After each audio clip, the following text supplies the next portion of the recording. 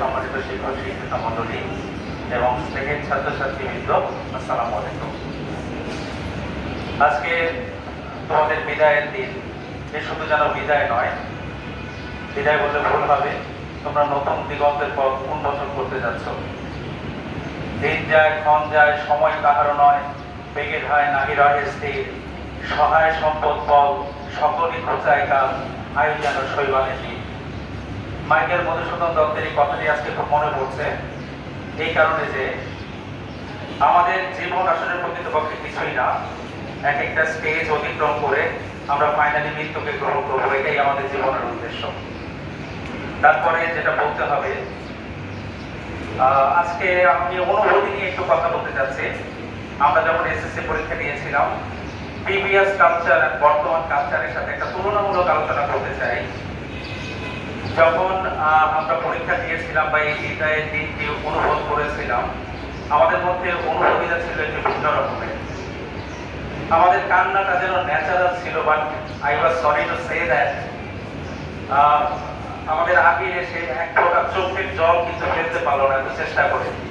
আর সবচেয়ে বড় ব্যাপার, আমি যখন কথা বলছিল, আমাদের যারা পরীক্ষা দিচ্ছে তাদের অ্যাটিটিউড দেখেও আমি আশ্চর্য হলাম। আশ্চর্য না হওয়ার কিছু উপায় নেই, আসলে বলতে হচ্ছে। আমাদের কথা আজকে হয়তো বলা উচিত ছিল না, তারপরে বলছি। তোমরা নতুন পথের সন্ধানে নতুন যাত্রী হিসাবে নিজেকে উদ্ভাসিত করতে যাচ্ছ, কিন্তু আমাদের জন্য একটু স্যাক্রিফাইস অবশ্যই তোমাদের রাখা উচিত।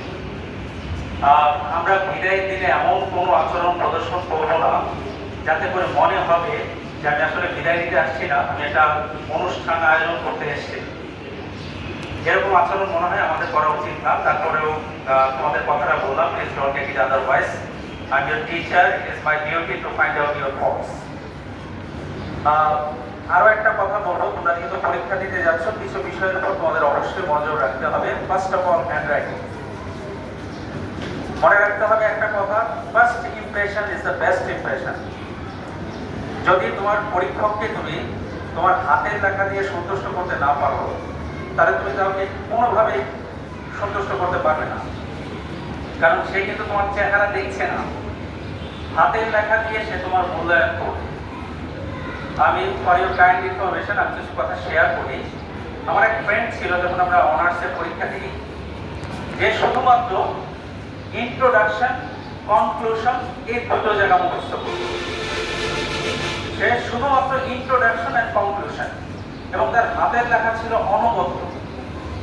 তার বিশ্বাস ছিল এরকম যে টিচাররা শুধুমাত্র প্রথম অংশটুকু এবং শেষের অংশটুকু পড়ে, মাঝখানের অংশটুকু পড়ে না। এখন তোমরা যদি বলতে চাও যে আমার এই ক্ষেত্রে অভিব্যক্তি কি, আমি বলবো একটা কথা, যে আসলে বর্তমান যুগে একজন টিচারের এত খাতা মূল্যায়ন করা অল্প সময়ের মধ্যে সম্ভব না। অনেক ক্ষেত্রে উনি খাতাগুলো পূর্ণাঙ্গভাবে বিশ্লেষণ করার মতো তার সময় থাকে না। সেক্ষেত্রে তোমার হাতের লেখা একটা বিরাট ভূমিকা রাখতে পারে।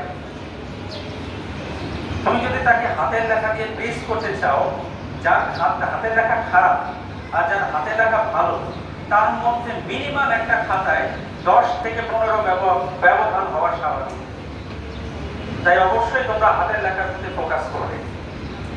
ইংরেজিতে, আমি যেহেতু ইংরেজি শিক্ষক, আমি ইংরেজি বিষয়ে একটু বলি। এখনকার যে প্রেক্ষাপট, তোমরা খাতায় যত বেশি লিখবে তত বেশি নাম্বার গেইন করতে পারবে। এখন কিন্তু তোমার spelling mistake is not a mistake actually. Spelling mistake কোনো বড় কথা না। তুমি যতটা বেশি বড় করে সুন্দর করে লিখতে পারো। মার্কেটে দেখবা যে জিনিসটা বড় সেই জিনিসটা ডিমান্ড বেশি। আর বাঙালির মধ্যে একটা টেন্ডেন্সি কাজ করে, বড়কে সে গুরুত্ব দেয়, এবং এটা খুব স্বাভাবিক। তোমরা এমন করবা না যে এক পৃষ্ঠার মধ্যে একটা প্যারাগ্রাফ লিখে আসলে, ব্যাপারটা এরকম হবে না। তোমরা সুন্দর করে এক পৃষ্ঠার জায়গায় প্রয়োজনে 2 পৃষ্ঠা লেখো, কিছু নিজে থেকে লেখো, কিন্তু পৃষ্ঠা ভরে রেখে দিয়ে আসবে। কোনো আনসার কখনোই মিস করে আসবে না। আমি এই প্রশ্নটা পারি না, বাট এই প্রশ্নটা আমি আনসার করলাম না, এরকম যেন না হয়। তোমাদের অবশ্যই প্রত্যেকটা জায়গায় সুন্দরভাবে আনসার করতে হবে। আইদার আমি পারি অথবা না পারি, আমি আনসার করবো। যদি তুমি আনসার না করো, তাহলে এক্সামিনার যে আছেন সে তো তোমাকে কোনো নাম্বার দিতে পারছে না। আর যদি তুমি আনসার করো তাহলে সে তোমাকে অল্প কিছু হলেও নাম্বার প্রদান করবে। আর আরেকটা জিনিস আমি যেটা ফোকাস করছি সেটা হলো পরীক্ষার হলে বিহেভিয়ার। পরীক্ষার হলে আমি আমার এক্সপেরিয়েন্স থেকে যে কথাটা তোমাদের বলছি সেটা হলো প্রথমে গিয়ে স্যারের মেজাজটা গরম করে দিবে না। আমাদের স্বভাব হলো প্রথমে গিয়ে আমরা এমন পরিমাণে চিল্লাচিল্লি শুরু করি যাতে স্যার আমাদের প্রতিদ্বন্দ্বী ভাবা শুরু করে। স্যার ভাবে যে এদের যেভাবে হোক আমি আটকাবো, এরকম একটা টেন্ডেন্সি টিচারদের মধ্যে কিন্তু কাজ করে। As I M a teacher I am telling the truth. এরকম একটা টেন্ডেন্সি তোমরা ক্রিয়েট করবে না। তোমরা সবচেয়ে বেশি তার কাছ থেকে আদায় করে নিতে পারবে যদি তোমরা একটু স্বাভাবিক এবং একটু ভদ্র থাকো, তাহলে তোমরা অনেক বেশি আদায় করতে পারবে। আর আরেকটা চোরামি বুদ্ধি শিখিয়ে দিচ্ছি, যদিও আমার শেখানো উচিত না, তারপর আমি আবার কথাটা তার পেটের মধ্যে রাখতে পারি না। সেটা হচ্ছে যখন অবজেক্টিভ স্যার যখন অবজেক্টিভে তোমার রোল নাম্বার এবং রেজিস্ট্রেশন নাম্বার চেক করতে আসবে, this is the golden opportunity for you. তখনই যে কাজ করা তোমরা করে নিবা। চিৎকার চেঁচামেচি না করে একজন আরেকজনকে ইশারা করে যেভাবেই হোক, ওই সময়টা খুব চমৎকার একটা সময়। ওই সময় স্যার না পারে, মানে পানিও ধরতে পারে না, আমার মাছও ধরতে পারে না, এরকম একটা অবস্থা। কারণ তাকে অনেক কিছু মিলাতে হয়। তোমরা ওই সময়টা চোখের ইশারায় যাবতীয় অবজেক্টিভগুলো কাজ সেরে দিবা। আর আরেকটা কথা, অবশ্যই তোমরা সেলফিশনেস এই ওয়ার্ডটা ত্যাগ করে চলবা। তুমি ভবিষ্যতে কি হবা, তুমি জিপিএ 5 কি পাবে না পাবে, that doesn't matter actually. Matter হচ্ছে তোমরা যদি একই বন্ধু থাকো, ইউনাইটেড হয়েতে কাজ করো, আমার বিশ্বাস তোমরা স্কুলের জন্য অনেক কিছু বই নিয়ে আনতে পারবে।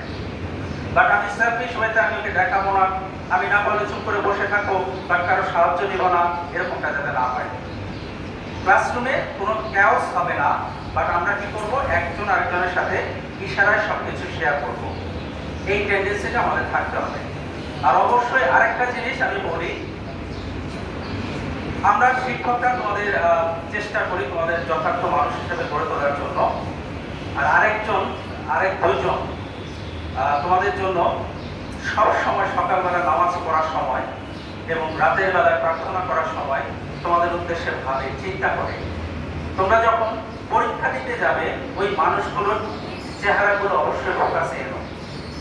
ওই মানুষগুলো তোমাদের জন্য সারাটা জীবন দিয়ে যায়, কিন্তু বিনিময়ে কোনো কিছু প্রত্যাশা করে না। ওই মানুষগুলোকে তোমরা ঠকাবে না। আমি নিশ্চয়ই বোঝাতে পারছি আমি কার কথা বলছি। তাদের চেহারাটা যেন তোমার চেহারার মধ্যে ভাসে, তোমার কল্পনায় যাতে তাদের চেহারা ভাসে যে আমাকে তার জন্য, তাদের জন্য কিছু করতে হবে। আর পরিশেষে মহান আল্লাহ তাআলার কাছে সবসময় প্রার্থনা করবে যে আমার খাতাগুলো যাতে একজন সুহৃদ মানুষের কাছে পড়ে। দেখো, there are two kinds of teachers, kind and unkind.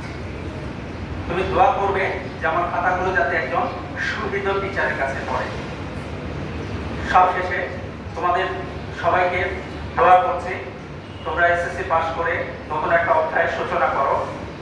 আর আমাদেরকে ভুলে যেও না, যদিও ভুলে যাবে পড়তে বা কিছু পরেই হয়তো তোমরা ভুলে যাবে, তারপরেও অনুরোধ করবো আমাদের বিদ্যালয়কে, আমাদের হেড স্যারকে অবশ্যই কখনো ভুলবে না।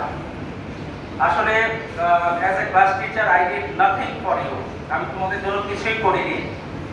আমাদের হেড স্যারের যে টেন্ডেন্সি ছিল তোমাদের প্রতি কিছু করার, তোমাদের স্মৃতিটাকে ধরে রাখার জন্য, তোমাদেরকে ভালো কিছু দেওয়ার জন্য, মানে সেটা তোমরা হয়তো অনুভব করতে পারবে না, বাট আমরা ফিল করি। স্যারের অনুপ্রেরণা, স্যারের পদচারণা এবং স্যারের বিহেভিয়ারের মধ্যে এমন কিছু আছে যাতে উনি প্রত্যেকটা প্রতিষ্ঠানকে, উনি যে প্রতিষ্ঠানে গিয়েছেন বা যেখানেই আছেন, সেটাকে তুলে ধরতে উনি খুব পছন্দ করেন। তোমাদের বিদায়ের কথা হয়তো আমরা সবাই ভুলে যাবো এক সময়, কিন্তু স্যারের স্মৃতিতে কিন্তু থেকে যাবে, কারণ স্যারের এটা শেষ বছর। আর তোমাদের রেজাল্টও কিন্তু স্যারের স্মৃতিতে থেকে যাবে, কারণ এই বছরই স্যার আমাদের কাছ থেকে বিদায় নিচ্ছেন, আর 6 মাস স্যার আমাদের মাঝে আছেন। তাই আমি তোমাদের কাছে অনুরোধ করবো, আমাদের জন্য না হলেও অন্তত স্যারের জন্য তোমরা একটা বেটার রেজাল্ট করো। Thank you.